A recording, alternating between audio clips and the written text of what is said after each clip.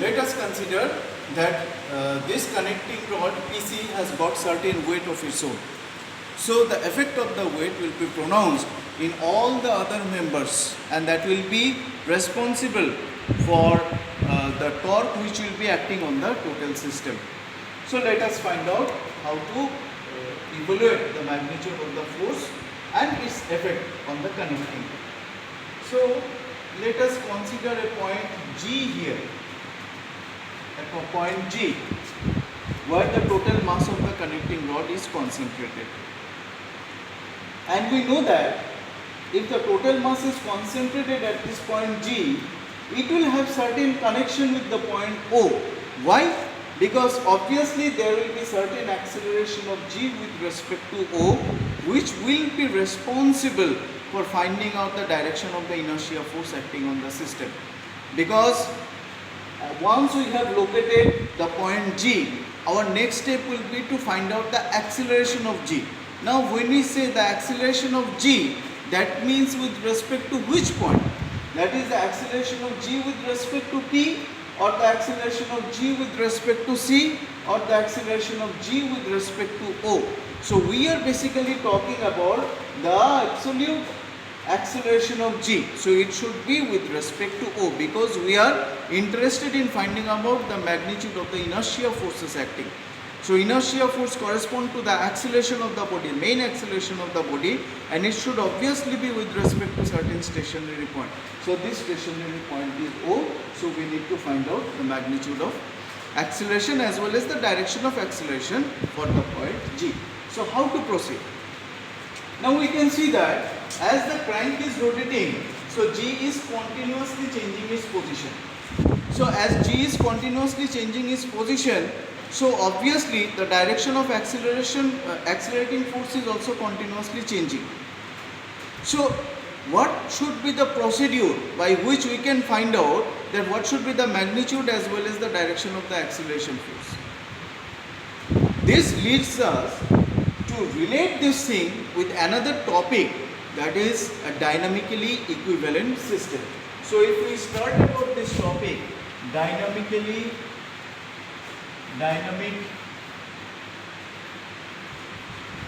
equivalent system, we see that a body which is rotating in space and has got certain mass of its own. So in that case, how can you find out the dynamic equivalent system for this particular rotating body?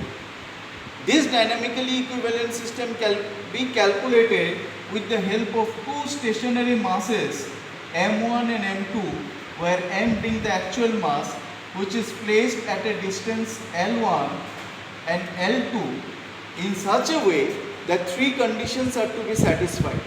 I think you have already covered this topic. So what are these three conditions? Number one, M1 plus M2 equal to M. See, this thing is totally a hypothetical system, M1 and M2. This does not exist. The total mass that is existing in the system is in terms of the mass M, which is the center of gravity for this body.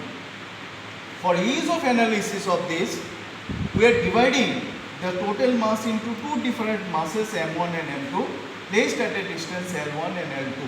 Why? The main concept will be clear later when we will correlate this diagram with the previous diagram. So these are the conditions. First one, the total mass should be equal to the sum total of the two separate or individual masses.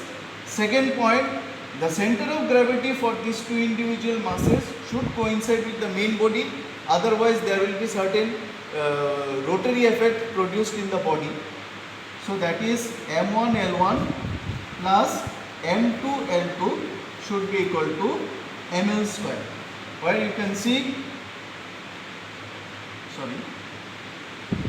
M1 L1 plus M2 L2 equal to mn.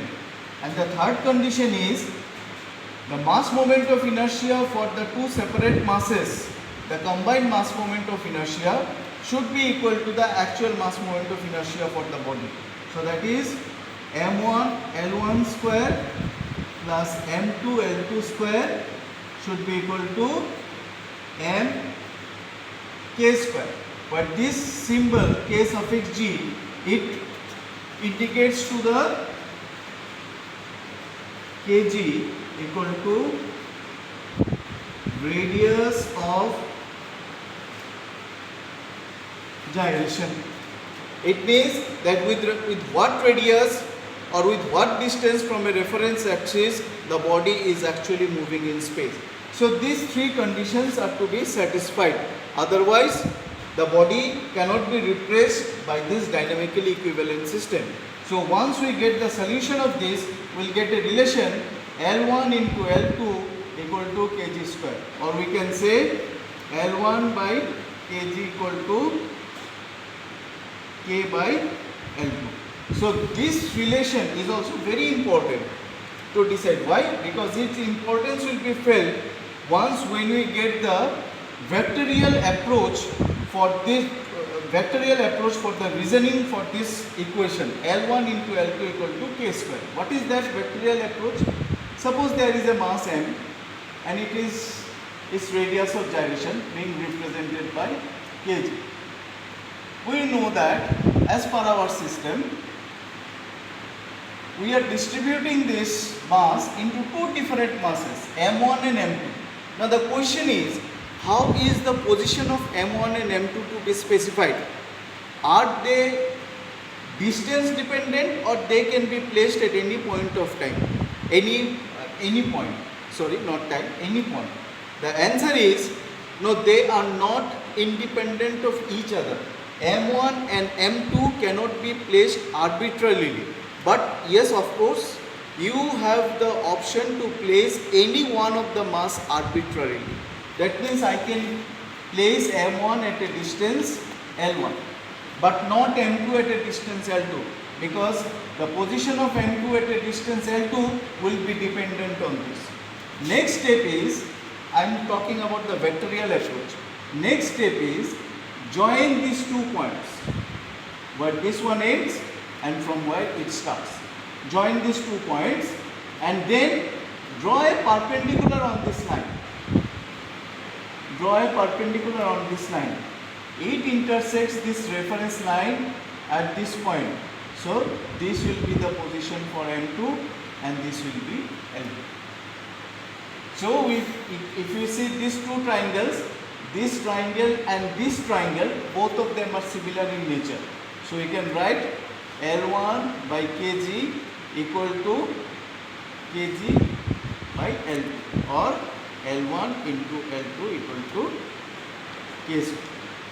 So this is the graphical explanation for this equation L1 into L2 equal to k square.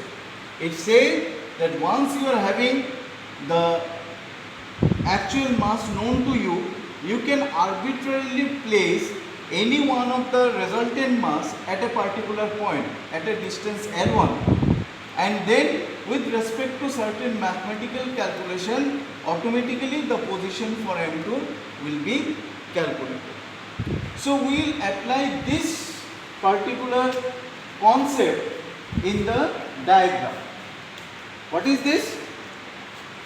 So we can see that G is the center of gravity. So now, similar to this previous figure, what we will do is that as the radius of gyration is known to us, so we will convert this dimension as per the space diagram, and let us consider that this represents the radius of gyration. This line is representing the radius of gyration. So what is the next step? The next step is, you can arbitrarily fix any one of the mass at a certain point, and then with respect to this, the position of other mass will be calculated. So here we can see that G is a mass which is totally rotating, and we need to divide G into 2 separate masses.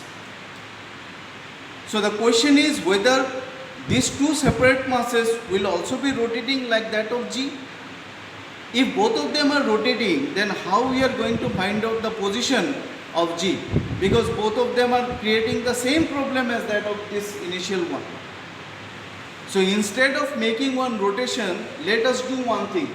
Let us make any one of the mass to translate or to undergo simple acceleration, that means movement in a linear path. So what we can do?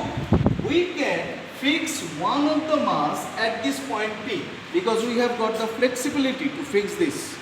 L1 and M1, we are flexible to fix this. So the mass of this is already known to us.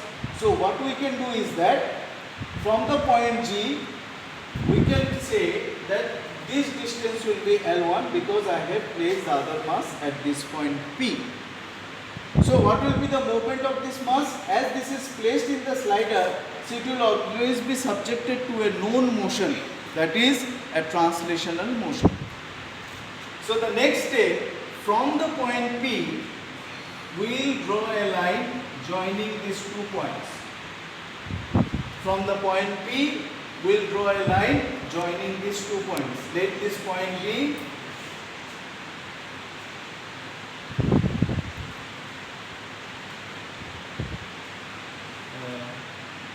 point be S, anything like that. So this is perpendicular, 90 degree you can see. This is S, and we have joined from P to S.